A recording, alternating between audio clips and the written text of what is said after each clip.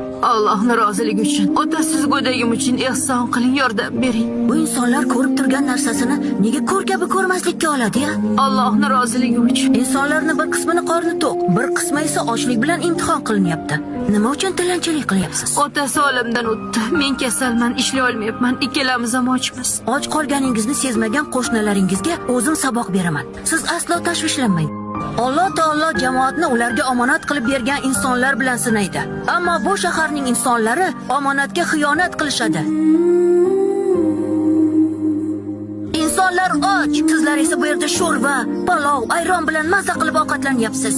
Lekin ba'zi odamlar och yotibdi. Nima deyapsan? Bu nima o'g'lim? Tavba. Bugun bozorda go'dagi bilan tilanchilik qilib o'tirgan bir ayolni ko'rdim. Odamlar yonidan beparvo o'tib ketyapti. Ochlar to'yguniga qadar hech birimizni baxtli bo'lishga haqqimiz yo'q.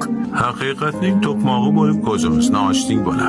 Yurtimizdagi insonlar, qo'shnilarni